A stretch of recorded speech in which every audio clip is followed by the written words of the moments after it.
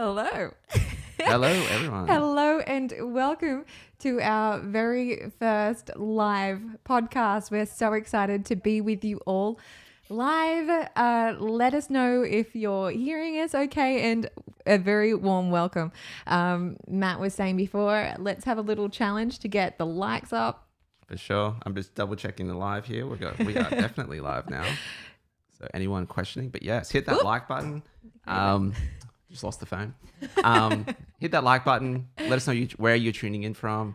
And it's so cool to have you all live here with us. It's exciting. What a privilege. And we are very excited to have Dr. Peter Khan here with us today, tuning in from Huntington Beach, California on vacay. He jumped out of his vacation to spend some time with all of us to talk all the nerdy things about the brain immune gut connection. So thank you for joining us, Peter. There's always time for nerdy stuff. So we'll just wait a little longer for everyone to tune in. No, we're good. We're good to go. We're good to go. Okay, well, welcome everyone. Feel free to chat to each other as we move through the call, and we'll throw to some questions later in the interview. So store up your questions for then. But Dr. Peter Khan, we're so excited to talk about the brain immune gut connection. Obviously, people have been more interested in their immune systems than ever before, and for very good reason. And there's obviously been a lot of search, like, how do I really support my immune system? How does it work?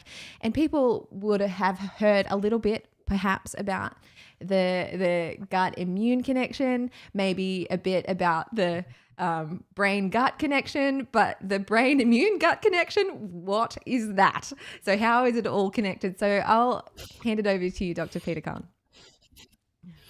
Yeah, absolutely. Thank you so much for having me. And it's a pleasure to be here with your audience as always. And hi, everybody. My name is Dr. Peter Khan. I'm board certified in functional neurology and functional medicine.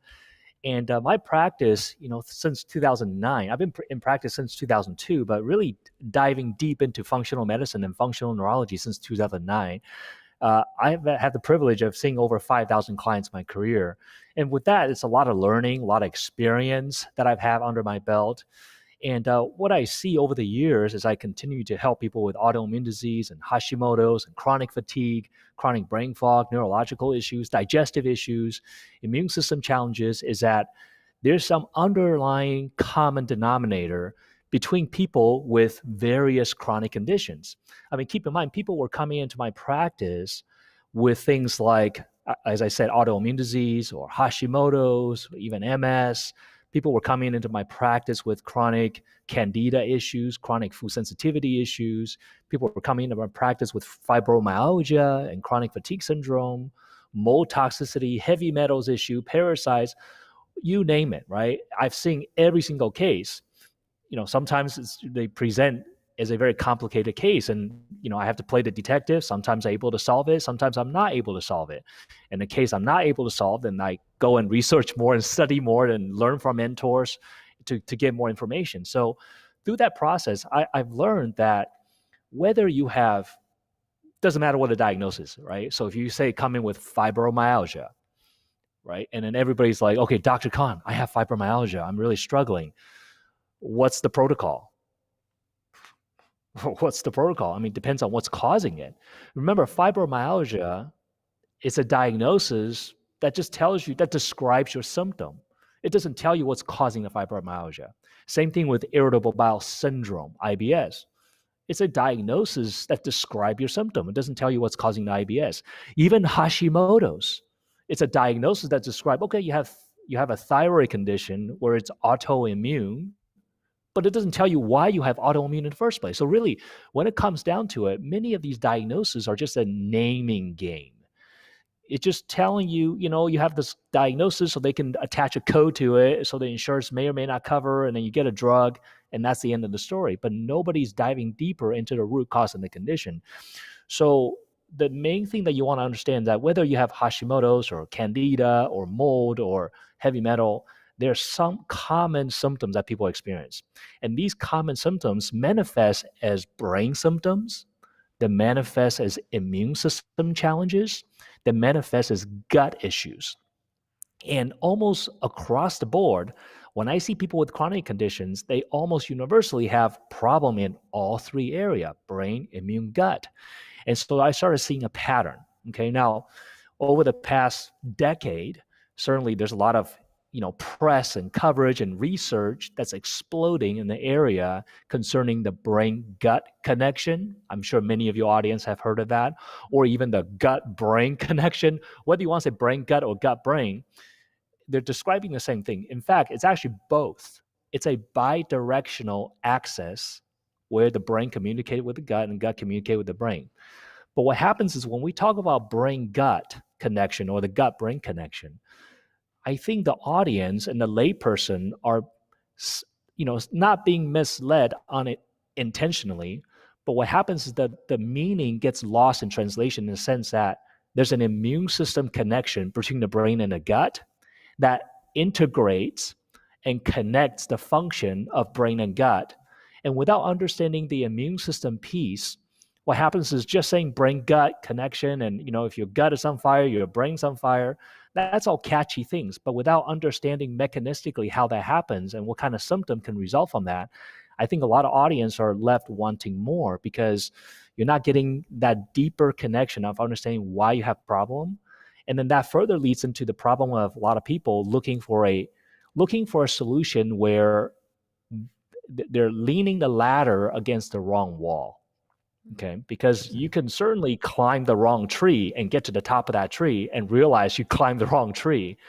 And then you have to back yourself down and find the right solution. So a lot of people end up finding solution in the wrong places. So it is my mission and my goal to help in some way contribute to the conversation, to elucidate the brain immune gut axis so that people can start to understand better what they're dealing with and have a cogent and clear way of solving the health problem, either by themselves, do it better with it by themselves if they're the type that's the do-it-yourself type, or work with a functional medicine practitioner, but be able to have better conversation and be able to utilize your doctor better because you can actually advocate for yourself. Okay, so that's really the main goal that I have in talking about this, because I think a lot of people are just not talking about this brain immune gut axis, which I believe is really the big idea that's really sweeping functional medicine right now.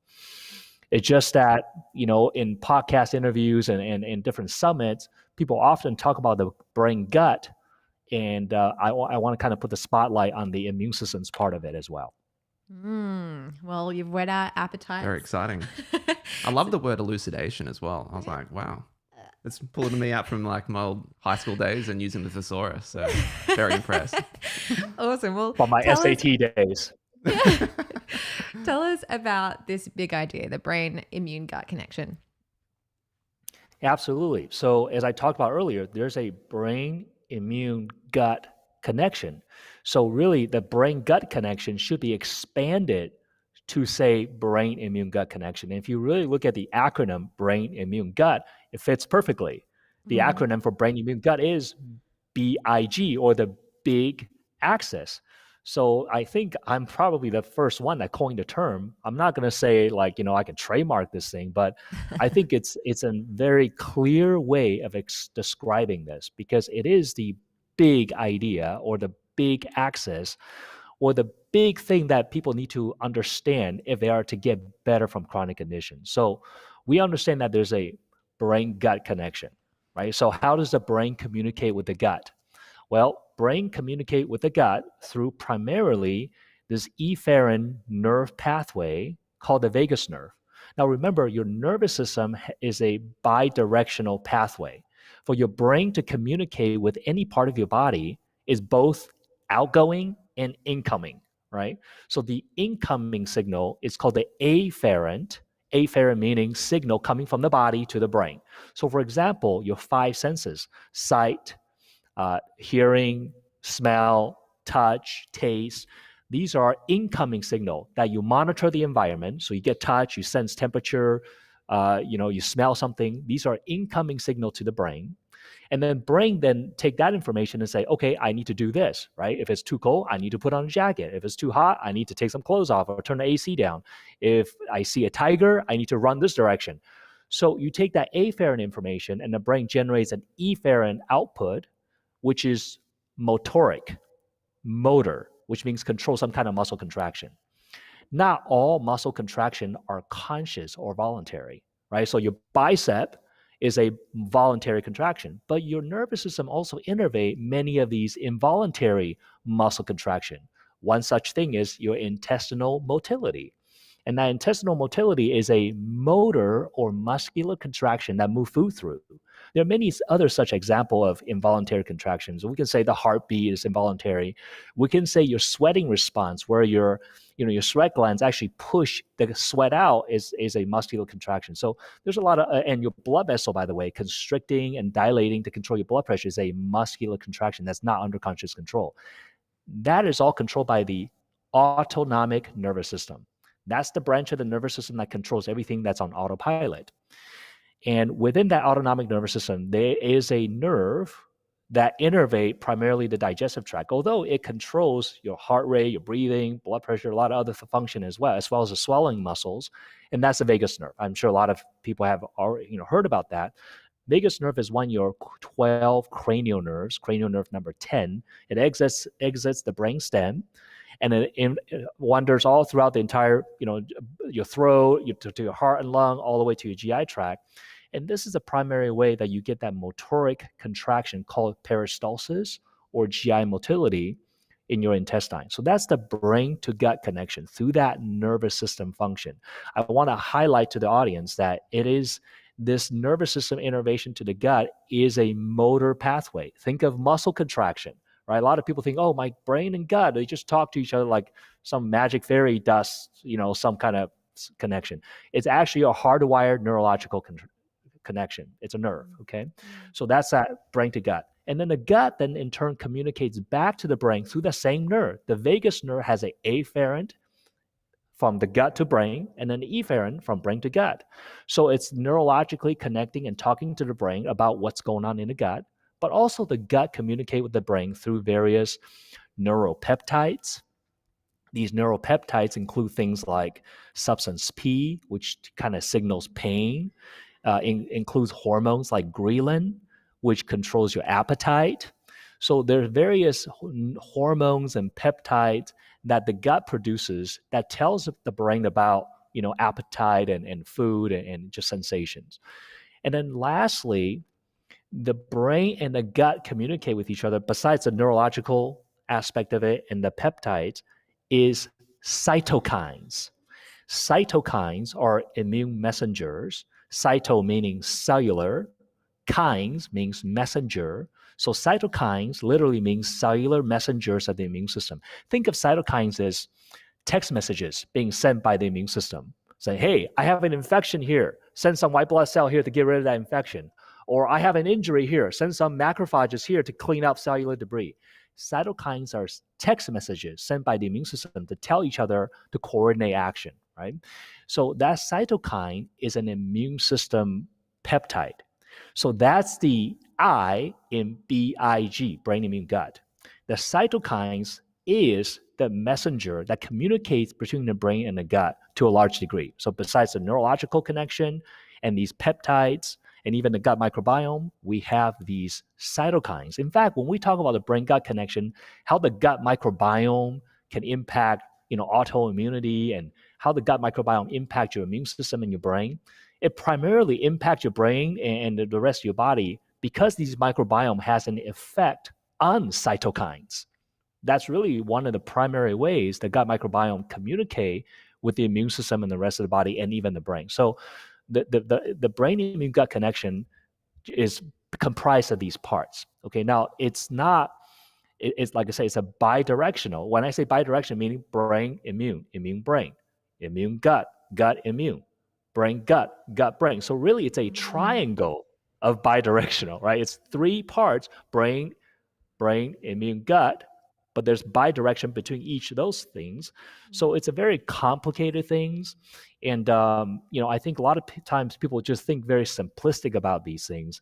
And that can make it so that they're fixing the wrong problem. For example, if you think you have bloating and you automatically think you have SIBO, Well, you may, but it may actually come from dysfunction in other parts of the brain immune gut axis. And we'll talk about that in just a second. But I just want to outline the big picture.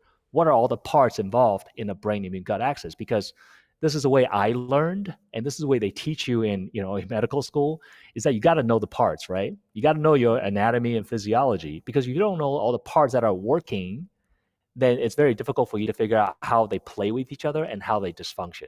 So that's the overarching big axis. Love it. It's excellent. I love that triangular illustration. I think it's not just an illustration, but just how it works. Yeah, that's awesome. So do you take if a patient walks in, do you take them through that initially? Is this where you start before you then dive deeper into one part of those connections? Is there a particular part of that triangular connection that you start with first with the patient? No, and that's a great question, Matt. And the way I take people through it, that the brain immune gut is kind of the 30,000 feet view, but then within that, there's a roadmap or step-by-step process that I use to try to dissect what's actually happening. The brain immune gut is more the overarching theme of how the body functions, and then within that, there's different steps that you may have to take in order to, solve this puzzle. And we'll talk about it as we go through this interview. I just want to take people through kind of first understanding how the brain immune gut axis is connected, and the next understanding what can happen when these things break, so they can identify in themselves what are some of the signs and symptoms that may tell them that the brain immune gut axis is not working. And then lastly, we'll talk about what's the roadmap that I use to help make this complicated thing simpler. Right? Mm-hmm. It doesn't mean it's easy, but we can simplify it. And as much as we can simplify, it's going to make it easier for people who are trying to solve their health problems. Awesome. Wonderful. So, let's start there. So symptoms. Yeah, where it breaks. Interesting. Okay. So you want me to go into the symptoms of brain immune gut axis dysfunction? Okay, thank you, Dr. Great. Khan. So let's do it.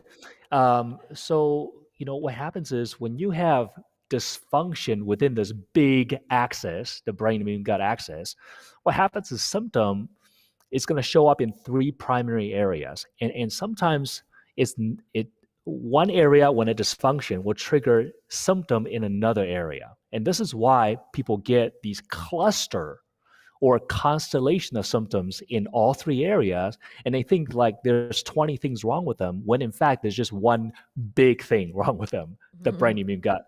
So when you have brain immune gut axis dysfunction, many times you can have brain symptoms that will manifest. So how do you know if you have brain symptoms?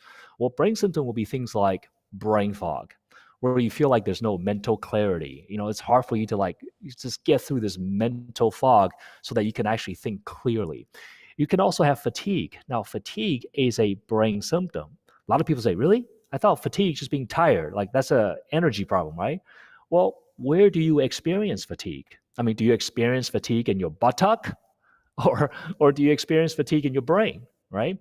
Fatigue is a brain phenomena. If you have, say, a pinched nerve of the nerve innervating your bicep, you have radiculopathy, you may have bicep muscle weakness. But just because your bicep muscle is weak doesn't mean you're tired in your brain. So I want to differentiate between weakness and fatigue. Weakness is a muscular innervation issue. Fatigue is a brain phenomenon. So if you have fatigue symptoms, you can pretty much just say, yep, I have a brain symptom. I have fatigue. That's how you have to think about it, because that tells you where to look for solution to your problem. If you have fatigue, you got to fix potentially a brain issue. So brain fog, fatigue, these are brain symptoms that can show up when you have brain immune gut axis dysfunction. You can also have depression or anxiety. These mood issues can be very much brain related. Obviously, they're experienced in the brain, although problem can come from the gut, but you experience them in the brain. You can also, besides the, and short-term memory issue is a big one, by the way, where people get, they forget words, they get word loss, or they need a list for everything. They forget people's names. So these short-term memory issues is definitely a big part of this brain immune gut axis dysfunction. And then lastly, you can also have peripheral nervous system problem. So we talk about brain symptom, but you can have problem within the nervous system that's outside of the central nervous system, which is brain and spinal cord. So you can experience things like numbness, tingling, neuropathy, even muscular weakness, tremors, and things like that. So, and by the way, speaking of central nervous system issue, one of the ways that these problems show up potentially is vertigo and balance issues, vestibular problems, where you get car sick easily, you get motion sickness easily. These are all how brain dysfunction show up. Okay, so if you have any of those symptoms that I just described, you don't have to have all of them. You just got to have some of them. You may have a brain immune gut axis problem that's manifesting as a brain problem. Now, secondly, immune system. So how does brain immune gut problem show up for people? It may manifest as immune system challenges. How do you know if you have immune system challenges? One of the symptoms of immune system challenge is actually inflammation. People think inflammation is like, oh, inflammation is like this catchword, but inflammation is an immune system mediated response. Like, if you bang your elbow will swell up, it'll be painful, it'll be red. That inflammation response is an immune system mediated response. Now, you can have inflammation not just locally, but systemically because of autoimmunity, because of some kind of underlying infection. Really, there's no such thing as localized inflammation. Meaning, if you bang your elbow, yeah, your elbow swell up. Your whole body doesn't swell up because you bang your elbow. But the cytokines, remember that cellular messages? Every time your heart pumps, the blood is circulating throughout the entire body. Those cytokines are not just staying there in the elbow. It's going to flush throughout the entire body. It's going to have some kind of downstream effect somewhere else. So inflammation is one way that you can tell whether you have an immune system problem. So people may feel like, man, I can't pull my ring off. My joints are kind of stiff or swollen in the morning, or you just have a lot of pain issues or arthritic issues. That may be a sign of brain immune gut axis dysfunction. Another way that immune system problems show up for people is that they simply have autoimmunity. If you have any diagnosed autoimmune disease or you suspect you have autoimmune disease, then you may have a brain immune gut axis challenge. Another way immune system problems show up for people is chronic infection. I see this really frequently. You may have chronic Epstein-Barr virus, herpes simplex virus. You may have chronic dysbiosis that you can't clear. You may have chronic parasites. Remember, and a lot of people talk about candida. It's one of those things where, oh yeah, I'm candida. I can't eat any sugar. I'm taking, anti-candida compounds. I'm on a candida diet. Been doing it for 10 years. 10 years, huh? I mean, at some point, this should be getting better. So why is it not better? Remember, yeast and candida are commensal organisms. We naturally have yeast in our body, right? So it's not a problem of you catching the yeast. It's a problem of yeast overgrowth. And the reason that yeast overgrow is because your immune system is not working properly to get rid of the yeast, right? So that's an aspect of immune system dysfunction. So that's how it shows up. So if you get chronically sick, you get chronic sinus infection, chronic UTIs, chronic respiratory issues, or you have autoimmune disease, or you're inflamed all the time, you're in pain, you have swelling. These are all signs that you may have some type of immune system challenge. Then lastly, for the big axis is the gut, right? So when you have gut issues within the brain immune gut axis dysfunction, you may experience GI symptoms, although not always. So gut symptoms will be things like gas, bloating, heartburn, reflux. You may have constipation, diarrhea, or alternating constipation, diarrhea. You may have SIBO or SIFO, chronic dysbiosis, parasites, and so forth. These are all very obvious GI problems. Things that you may not realize is a GI problem could be brain issues causing the GI problem. Okay, so this is where the brain immune gut problem comes in. So, for example, the brain innervates the gut through the vagus nerve. And when I say innervate the gut, meaning not only does it control motility, that smooth muscle contraction, it also controls secretion of digestive enzymes, of pancreatic enzymes, of stomach acid, and the release of bile from the gallbladder. So when your vagus nerve is not functioning properly because you have brain issues, remember earlier we say brain issue can manifest as brain fog, fatigue, depression, anxiety, slow mental speed, the decreased brain endurance. You fill out my paperwork, you just feel like you're so tired. You do taxes, you feel like, man, I feel like I read 1,000 pages. These are all brain symptoms that can result in decreased vagus nerve innervation to the gut, which can result in decreased gastric acid secretion. So now you have heartburn, reflux because you don't have enough stomach acid, or it can result in decreased pancreatic enzyme secretion. So now you have gas and bloating because you don't make enough enzyme to actually break down the food. So you think it's SIBO, but when in fact could be the brain dysfunction causing decreased vagus nerve output, causing decreased pancreatic enzyme secretion. Therefore, you have the bloating, and it have nothing to do with SIBO. In fact, the SIBO may develop because you don't have enough stomach acid and lack of pancreatic enzyme. So now food just sits there instead of getting digested properly, and that undigested food gets fermented by bacteria. Now you have SIBO as an end result of brain dysfunction. That is absolutely a way you can get SIBO. So you can take antibiotic all day long, but if the problem came from the brain, then you can take antibiotic till the cows come home. You're still going to have SIBO because the problem came from you not digesting food properly. And that could be coming from the brain. So I'm showing you this brain immune gut connection because oftentimes people are fixing the wrong target. There's like, oh, I've been taking these antimicrobial herbs and I take it rifaximin and I'm doing all this. I'm doing low FODMAP. I still have SIBO. Kind of the same person who have Candida for 10 years. I have SIBO for 5 years. I'm still battling SIBO. After a while, you have to like, okay, it's not working. Try a different way. Consider some other pathway that may be dysfunctional, contributing to that instead of just keep pounding it over and over again. This is one of the things that I see in practice quite a bit. So that's the brain gut. Okay, no, you continue. No, I was just going to say, I'm really curious with these common mistakes people are making because we see it all the time, obviously, with our community as well. And there's so much misinformation out there. So yeah, I'd love to hear more about some of these common mistakes people are making when they're approaching some of these issues. Absolutely. Well, let me just kind of give you another one. So food sensitivity, right? A lot of people are battling food sensitivity. They say, oh, every time I eat something, I feel bloated. So they assume it's food sensitivity, or they assume it's SIBO, which it can. I'm not saying it can't be those things, right? So I'm not discounting those things. But what I'm saying is that you could have bloating simply because you're not digesting the food, not because you're sensitive to them, not because you have SIBO. It's a possibility. So you have to go ahead and test that hypothesis by either fixing the problem, right, or doing some kind of test to tell you that it's a problem. So you have to figure these things out. So for example, food sensitivity. Okay, so if you eat something, you either have GI symptom. Some people's food sensitivity reaction is GI symptom, but some people, the food sensitivity reaction is not GI symptoms, right? So your audience can chime in. You may eat some food and your sensitivity reaction is simply brain fog, or you feel fatigued, or you feel aching joint. You feel like, man, I'm just inflamed. I hurt more when you eat something. That's not GI symptom, but it's a reaction to the food nonetheless. Now, why does it show up like that?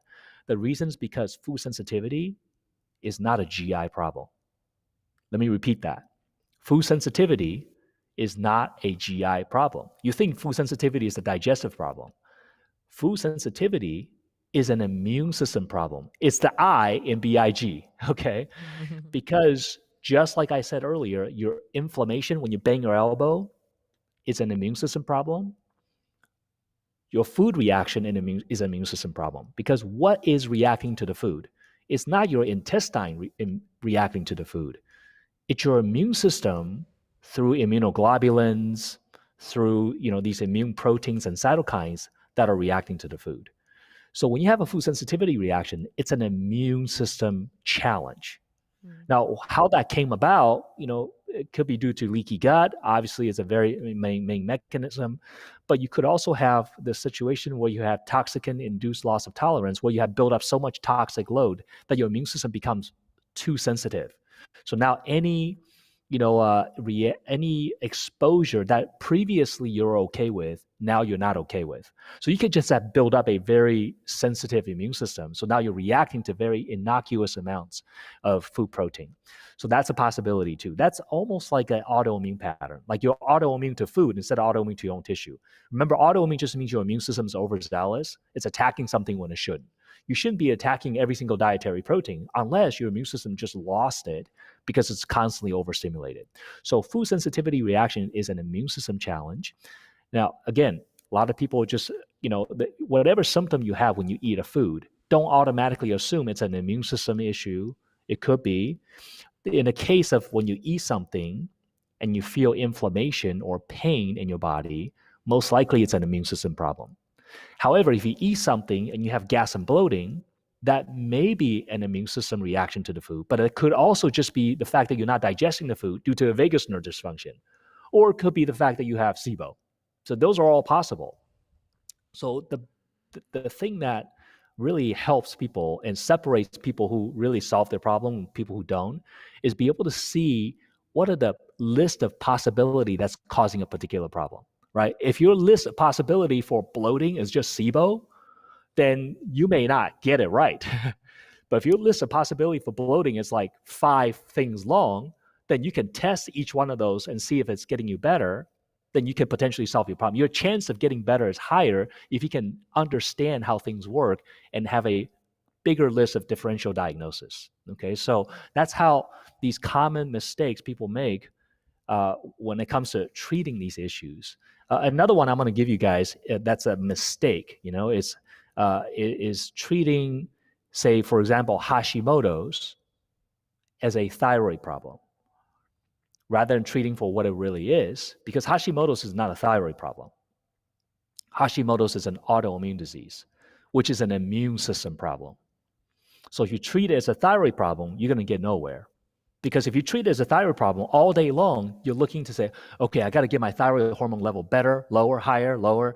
So you're constantly messing with the dosage of your thyroid hormone or trying to mess with the lab value for your thyroid hormone, when the real battle for you is actually the immune system. What's triggering the immune system to have an autoimmune attack to your thyroid? That's the real battle, not your thyroid hormone level. You still need to mind the thyroid hormone level, but without fixing the root cause here, which is the autoimmune part of it, then you're not going to get anywhere. Same thing with celiac disease. Celiac disease is not a GI problem. Let me repeat. Celiac disease is not a GI problem. But guess what every single person with celiac disease go to? They go to gastrointestinal specialists, right? That's who medically treat. Like, who wants to treat, by the way? We want to get better. We don't want to treat, right? But celiac disease is managed and supposedly treated by gastrointestinal medical doctors. But that's a mistake, because celiac disease is not a gastrointestinal problem. It's an immune system problem. It's the immune system attacking the small intestine villi. So really the thing that you need to work on is the immune system, not the gut per se. So these are things that if we can just get people straightened out, I think people will have a much better time managing the condition. Doesn't mean they're going to get better overnight, but it helps you so that you're not scattered in 10 directions trying to fish for the shiny object syndrome or the, taking 50 supplements, because you're going to be more clear on the things you need to be focusing on. Fantastic. Thank you, Dr. Khan. I love that whenever we talk to you, it's a real paradigm shift as to how to approach your own health. I think it's really foundational stuff. So thank you so much. I love it.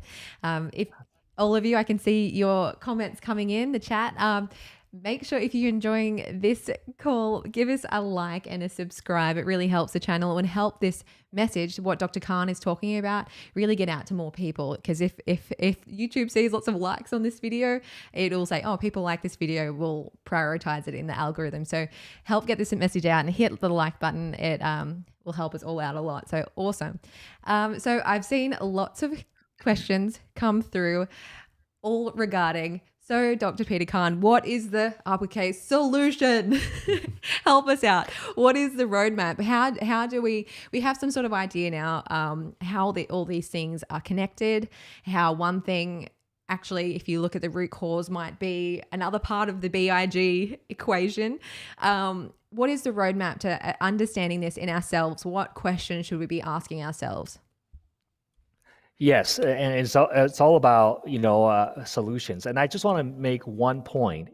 The solution is not in a pill. Okay, the solution is not the pill. I shouldn't say the solution is not in a pill. The solution is not the pill themselves.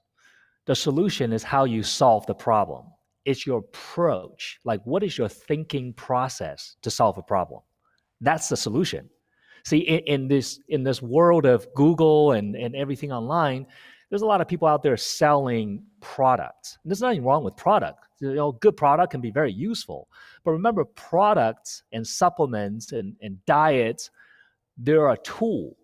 They're a tool that you can use for a specific purpose.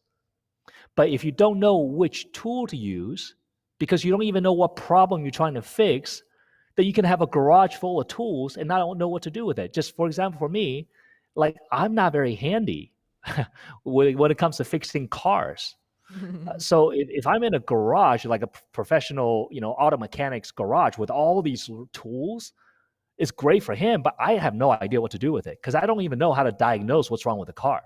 You know what I mean? So I think a lot of people have a kind of like a garage full of tools. The example of the analogy here is a cabinet full of supplements. You have like 50 supplements. You have like tons of supplements that you take randomly. Like, oh, this one sounds good because I read online. This is good for it. It's good for it. It's good for what?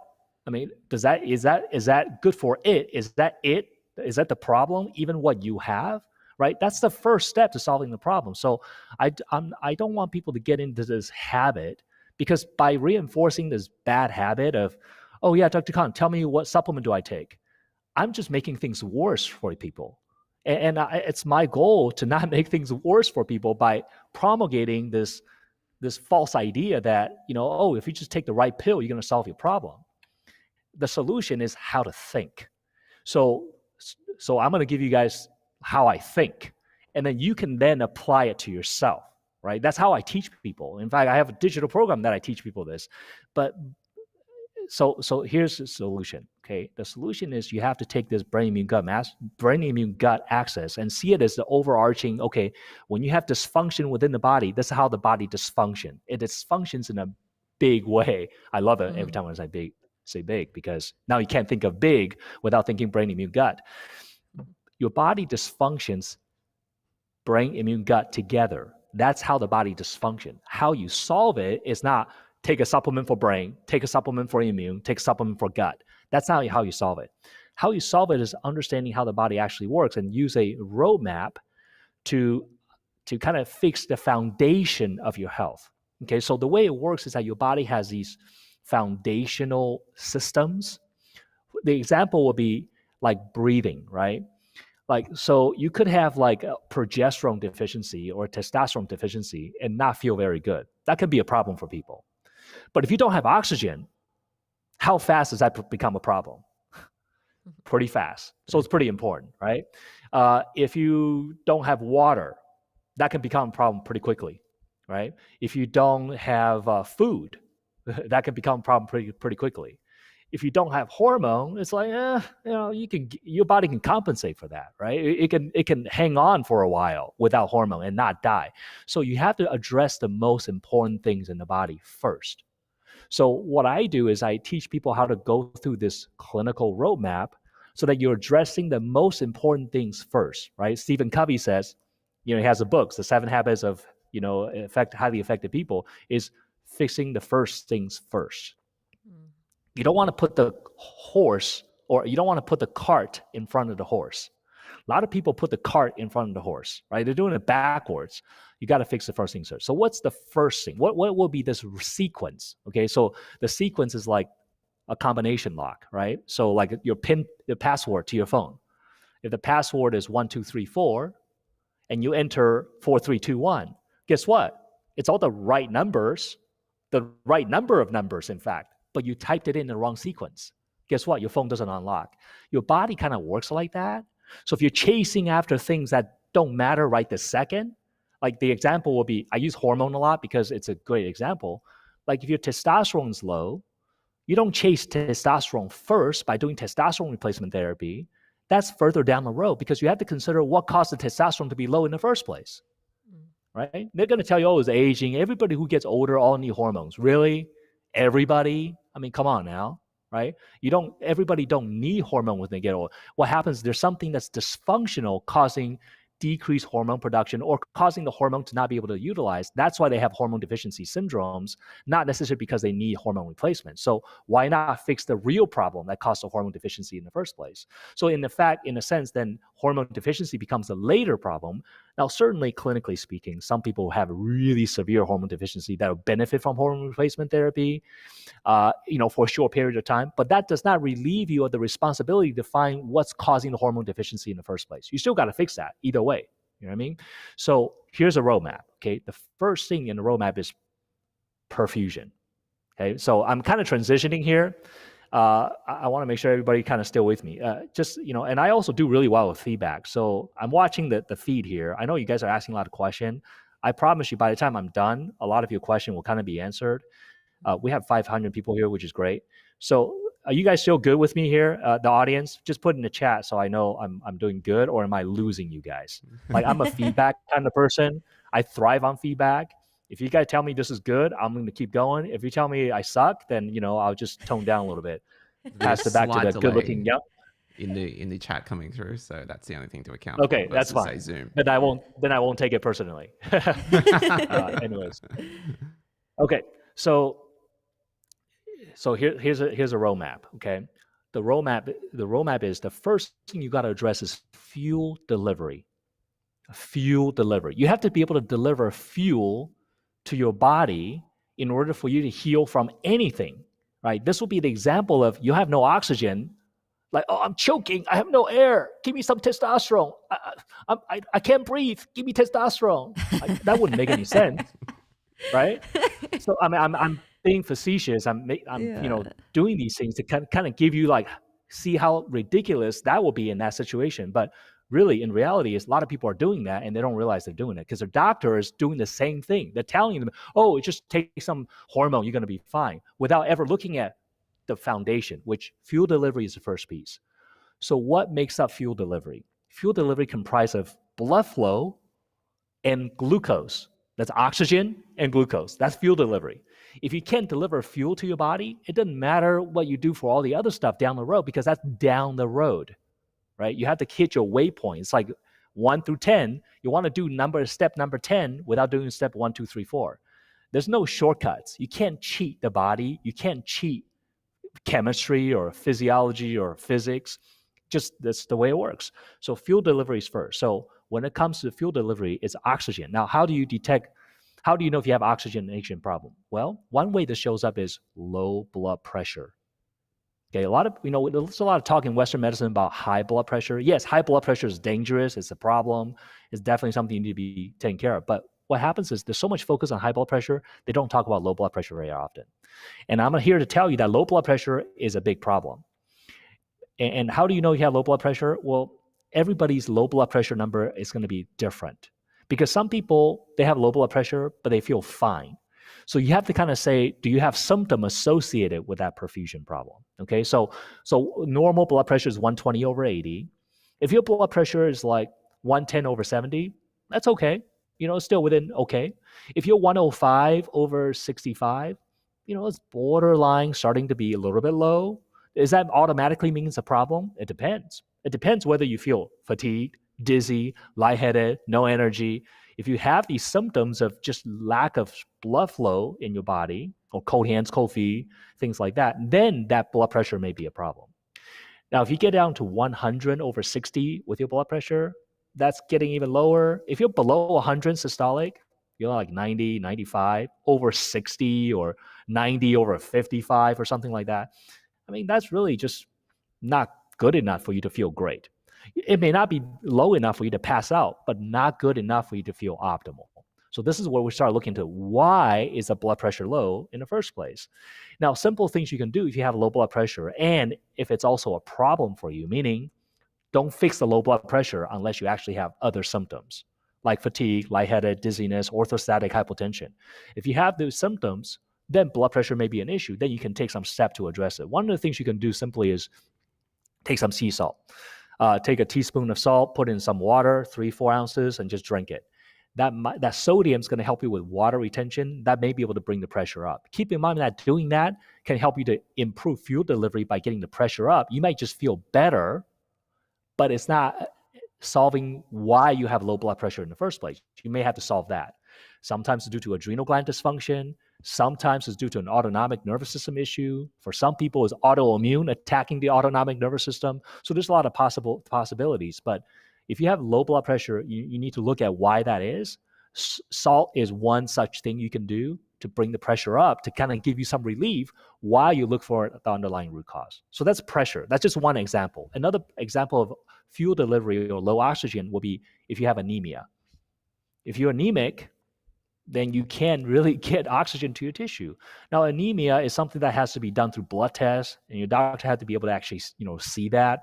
So work with a practitioner. But if you have anemia, then you have to identify what kind of anemia, because not all anemia is due to iron deficiency. There are many different types of anemia, and you also have to identify what's the root cause of that anemia, right? So if somebody's iron deficient, is it because you have some kind of bleed, GI bleed, or is it because you have heavy menstrual cycle if you're female, or is it because you have H. pylori, you have an ulcer, or is it because you have malabsorption syndrome, or you have low stomach acid production? These are all possibilities that can cause someone to have iron deficiency anemia. Even you can have anemia of chronic disease, which is chronically inflamed, and that can also impact iron absorption. So there's a lot of reason for it, but again, you need to identify where they have oxygen issue. The other thing about fuel delivery we talked about is glucose, which is blood sugar. If your blood sugar is unstable, you're not going to be able to heal from chronic issues. And so many people have blood sugar dysfunction as a root cause of the problem that they don't even know it's a root cause of the problem. Now, there's two flavors to blood sugar dysfunction, really three if you think about it. One is a low blood sugar type. The other one is the high blood sugar type. High blood sugar will be like insulin resistance diabetes. Low blood sugar will be hypoglycemia. Now, you could have both high blood sugar and low blood sugar. Now, a lot of people get into this business of doing continuous glucose monitor. I'm here to tell you that although that's give you a lot of data, interesting information, clinically speaking, you don't have to measure your blood sugar through a finger prick all the time. You could just mind your symptom. There's specific signs and symptoms that tells you whether you're hypoglycemic or you have insulin resistance. And if you have those symptoms, you can do it just in a self-assessment, do a symptom assessment form. You'll be able to figure it out and be able to take specific action.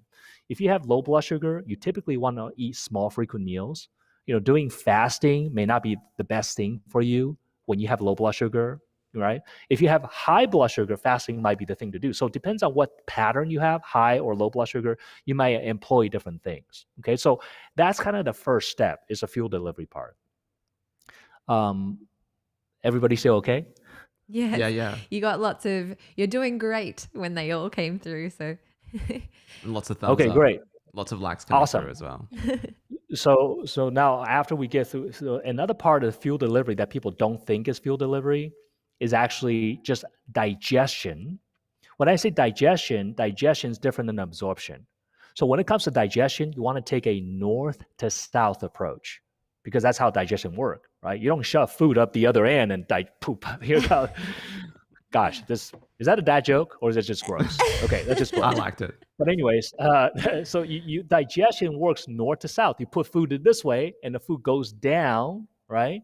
So you have to masticate. You have to have vagus nerve function to prime the digestive pump, so nerve innervation. And then the esophagus muscle have to work, so your swallowing muscles working to push food down. That's also the vagus nerve. And then by the time you get to the stomach have to secrete stomach acid. You have to make intrinsic factor so you can absorb B12 down the line. So stomach acid is really critical here. After the stomach acid itself stimulate pancreatic enzyme release and bile release from the gallbladder, which is critical for digestion of fats and various nutrients. And then in the small intestine, you have absorption. So when I say digestion, I really mean up to the stomach, from the mouth to the stomach. Below the stomach, when it gets to small intestine, then we're talking about absorption. So think of digestion as part of the fuel delivery. Why?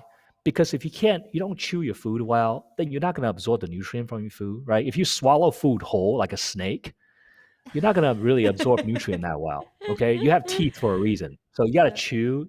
And not only you got to chew your food, you got to chew them. You got to eat slow. You got to eat in a relaxed manner, because if you eat in a stressed manner, eat super fast, you're kind of like being in a fight or flight. That automatically degrades your vagus nerve function, right? So there's a lot of art, the art of eating, right? Is really, just eating in a relaxed way, eat with good company, and stuff like that. And so digestion is like, are you able to break down the food that you're eating? And that's really the mouth as well as stomach acid, and really pancreatic enzyme as well. So if you can't break down the food, then it doesn't matter how healthy you eat, you're not going to get the nutrient from the food that you're eating. So that's part of that fuel delivery. Okay, so we talked about that. This is the foundation, right? Just like building a house, you have to have a foundation. You don't put the roof on and you never build the foundation. That's doing the opposite way. The foundation is field delivery. So many people are going after the SIBO, CFO, which is great. Not great, but a lot of people do have those problems. But if you go after SIBO, CFO, heavy metal toxicity, or hormones, and your blood sugar still suck, and you have perfusion issues, and you can't digest your food, you're not going to get better because you haven't really addressed a foundational issue. Okay. So after the foundation, which is the field delivery, the next part of this house that we're building, which is your health, will be immune function. Immune function has several different parts. There's leaky gut is part of that. You say, Dr. Khan, did you say leaky gut is immune? Yes, I did say that. Leaky gut is not a digestion problem. Leaky gut is an immune system problem. Just when I said earlier, celiac disease is not a digestion problem, it's an immune system problem. Leaky gut is an immune system problem. Okay, so the way you address it is not like, yes, it's what you eat. You have to eliminate a food that can, cause issue because you react to them. But think of leaky gut as part of the immune system axis, right? Because leaky gut leads to autoimmunity. Therefore, it's part of the immune system.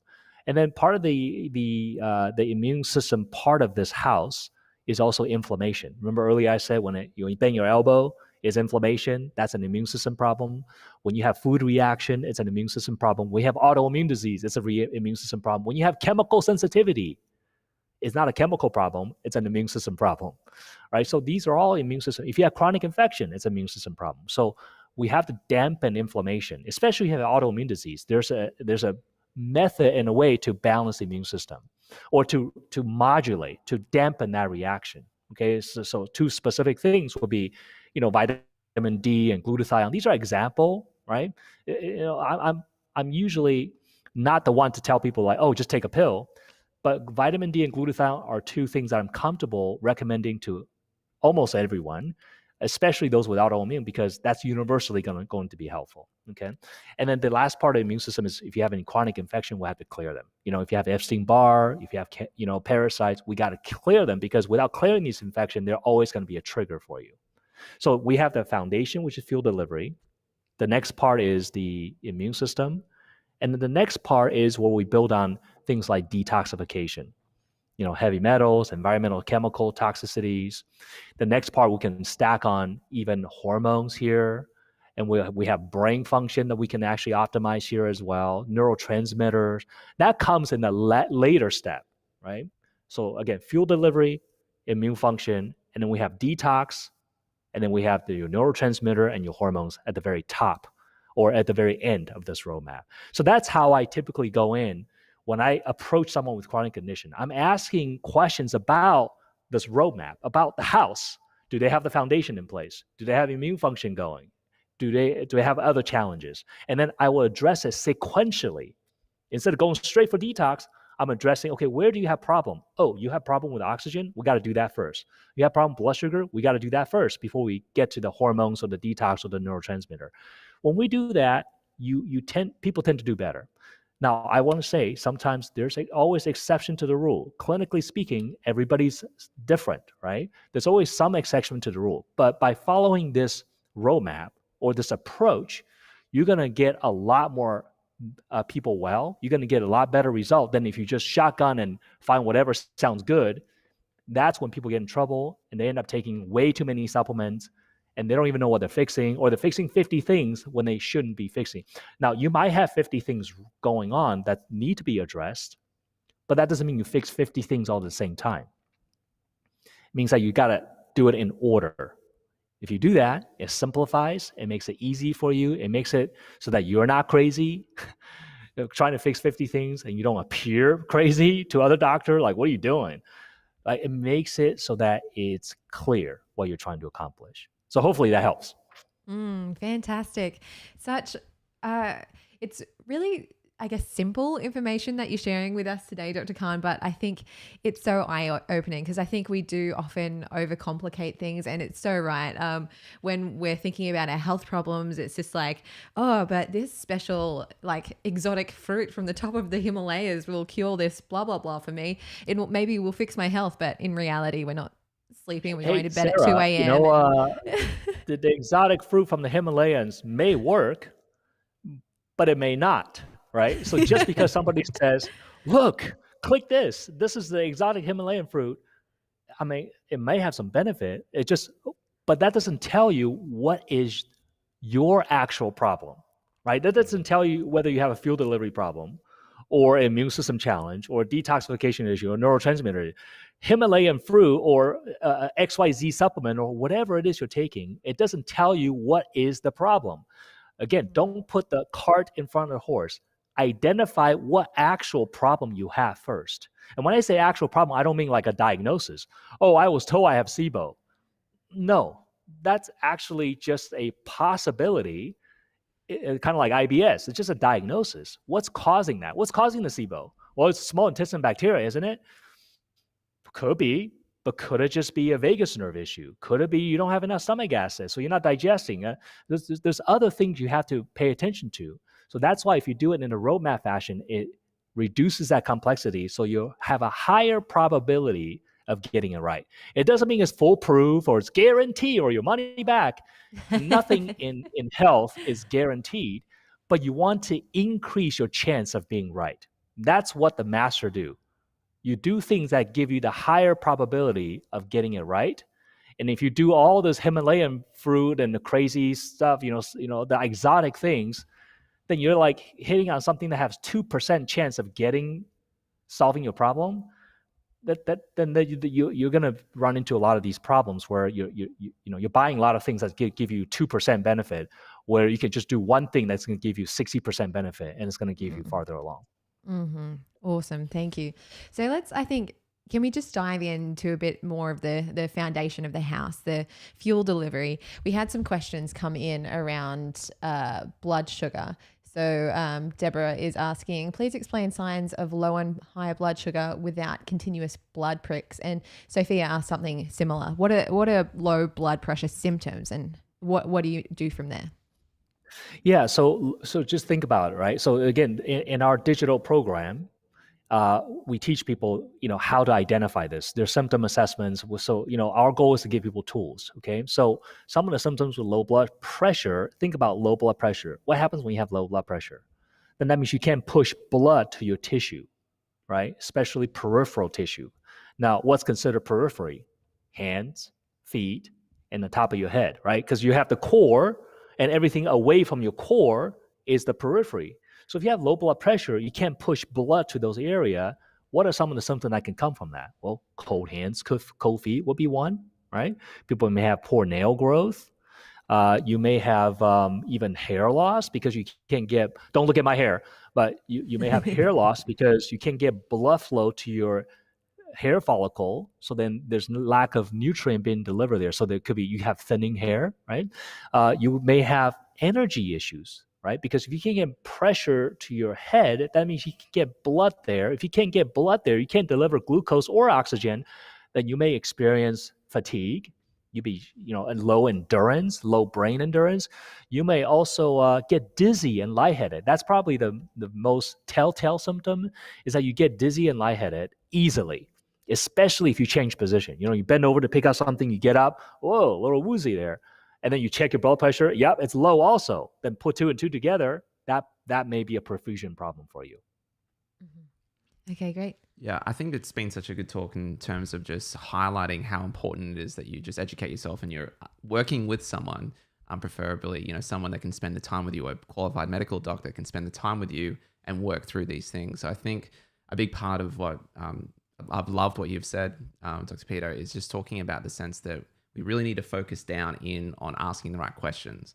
And obviously, we've gone through some very complex roadmaps here, and having the time to spend with someone to go through and get those questions answered. So thank you so much for highlighting that to us on today's call, because I think many of us have that experience potentially where you get a quick diagnosis, or it's that miracle thing, or you're clicking something on the internet. And that's a huge issue across the entire medical space, not just obviously the natural medical space, the conventional medical space. We have this very quick fix mindset. So thank you so much for sharing that. We've loved that. And the comments are full of people that have really gotten a lot out of that as well. Yeah, absolutely. And I want to say that, and this is a part of the reason why a lot of people is like, oh, this is great. How do I consult with you? And I actually don't take on very many one-on-one clients anymore. And then what I've done is I created more of a teaching program to educate people. I think people need the education more than ever.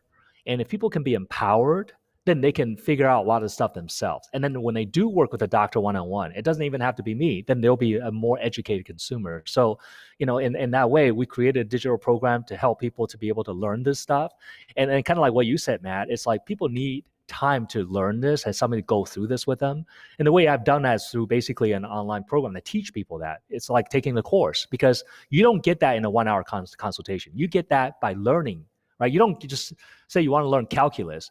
The teacher don't prop down a calculus textbook in front of you, say, here, test next week, and you'll learn calculus in a week. It doesn't work like that. It takes time to learn it. So what I've done is I'm teaching people this, and I think it's life changing. I don't want to do this, but I think it's life changing because that's the comment we're getting in people who are going through the program to learn it. And this also makes it much more affordable because they don't have to work with me one-on-one, because my time is very limited. So it's a premium kind of thing to work with me. But when I do it in a group setting where I teach people, then it becomes much more affordable. So. Awesome. I think you can see a lot of it. We're trying to highlight some of these really lovely comments coming through. So thank you so much, everyone, for tuning in. If people want to learn more from you, I know you do a lot of social media things. They want to learn more about this thing that we've spoken about tonight. Where can they find you? What's the best place for them to go? Yeah, absolutely. I have a lot of free content online, actually. So if people want to, and people will say, oh, do something where people can learn. Absolutely, I've already been doing that for the past 4 years. I have over 500 videos on my YouTube channel, so you can go on to Peter Kahn DC. That's Peter Kahn Kan, D as in doctor, C as in chiropractic. That's my YouTube channel. I have a lot of online videos where I talk about these things, so that's free content for everybody. And then the other place is that I also put out a free masterclass, and Matt and Sarah has been very gracious in supporting me in the past. I really appreciate it. We just had a launch, and it just finished with a previous launch. Our next launch is in September. I invite people to join that, and I'm sure you'll send out emails in your group about that. But the Brain Immune Gut Masterclass is where I recommend people come to really get into a deeper dive. Again, it's a 30,000 feet view of everything I talked about, but I deliver over a 7-day period. Awesome. Well, wonderful. Hopefully you've seen some of the comments come through. We always love having you on. Obviously, we've done this free. This is our first ever live. So I hope everyone's enjoyed. If you have, make sure you give us a like. We saw plenty of likes coming through before, but I think we're at 155 at the moment. If we can get that to 200, that would be awesome. But thank you. If you've enjoyed the call, put a like on it, because yes, this call will be available as a replay. So although we're live now, you'll be able to watch this on replay later if you've missed anything or want to go over anything. And yeah, give Dr. Kahn a follow. Check out his masterclass. It's amazing.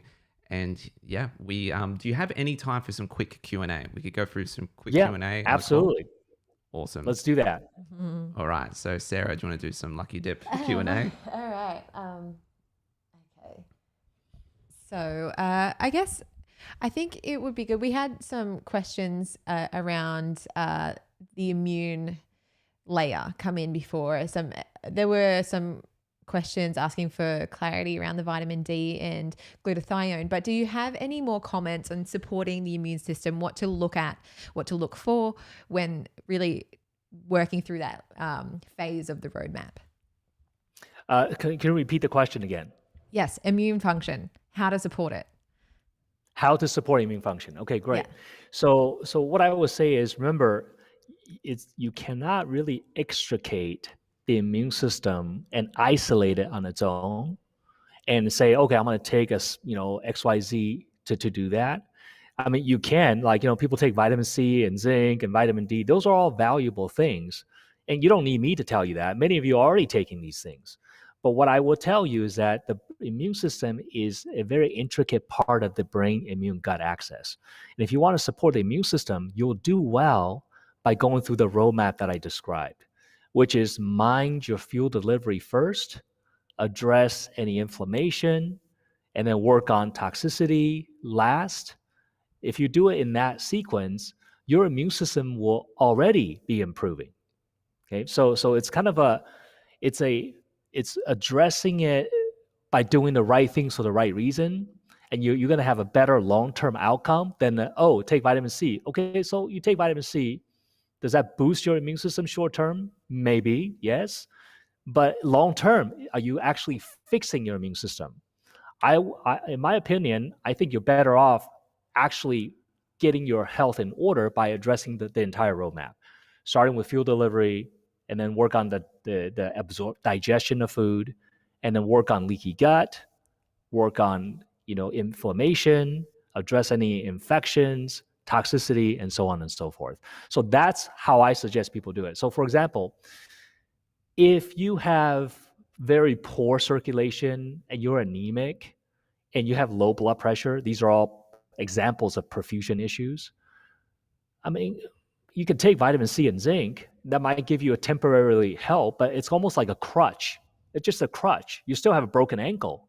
You're still not walking properly on your own because you have poor perfusion. So it's much more important to do things in order that way. Okay, so the way I would address the immune system is making sure that you're not anemic, your fuel delivery is intact, you don't have blood sugar spikes, and then I will make sure you're digesting food. And then a very important part of the immune system is addressing leaky gut. Right, this is talked about very often, but it's an integral part to this because the leaky gut is going to cause you to have chronic inflammation due to creating possibility of having food reactions. Okay, so that, and then also driving autoimmunity. And then you can, support the immune system after that with vitamin D and glutathione, as I talked about earlier, even doing zinc and vitamin C. Again, you can take all these things you want. What I'm trying to help people understand that you want to do things by not ignoring certain parts of their health. Because sometimes people just go straight to, take echinacea and all this thing. Okay, great. But that doesn't solve the real problem here. Mm-hmm. Awesome. Okay, I love that. We have a new question coming through, but we're just 3 off 200 likes. Yes. So make sure you hit that like button. The thumbs up. The thumbs up. So we have a question. I have severe constipation, asthma, and brain fog. What can be the connection? I guess that would be great to just bring it back to the big idea, Dr. Khan. Yes. And that's exactly right, Sarah. If you bring everything back to the brain immune gut axis and the big idea that I talked about, all these things start to make sense. So she says constipation, asthma, brain fog, and asthma. Yeah. So the constipation is the digestive part of it, right? The gut part of it. But remember, that constipation is a brain symptom. It's a neurological problem. I should even say constipation is a muscle problem. Right? Because when you're constipated, you don't have motility. Remember what I said motility was? Motility is a muscular contraction, right? You got to move food through.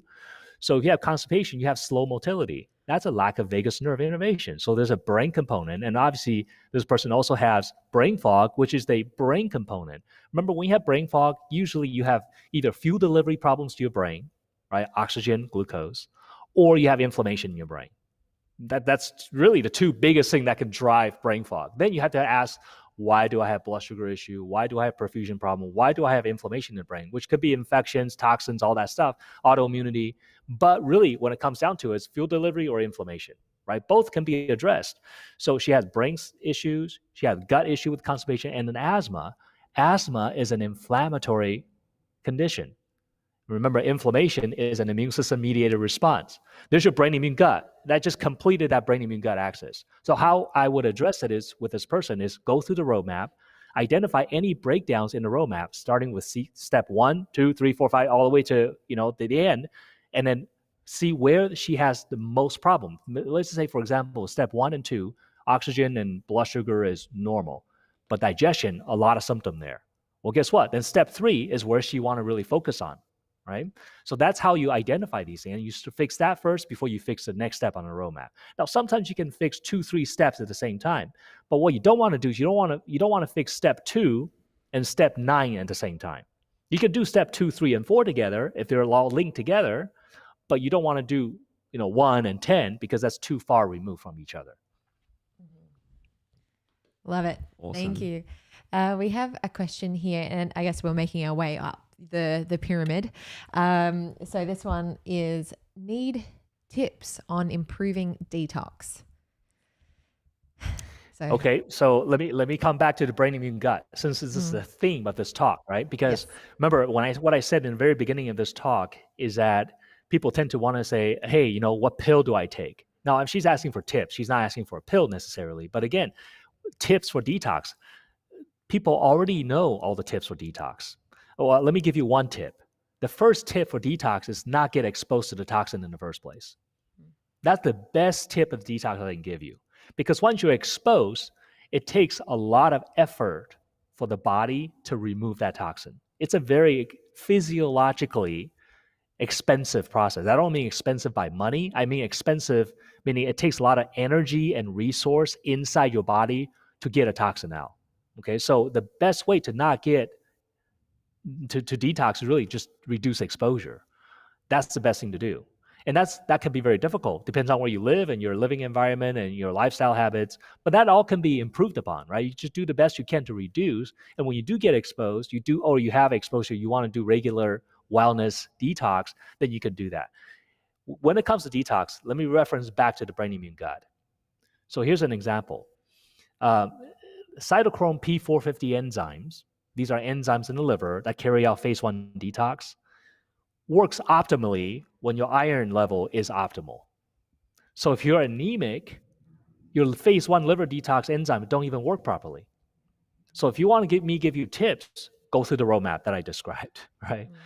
And another thing with detox is that your blood sugar has to be just right for you to detox properly. There's a process of detox in the body called glucuronidation. It's one of the phase 2 detox pathways.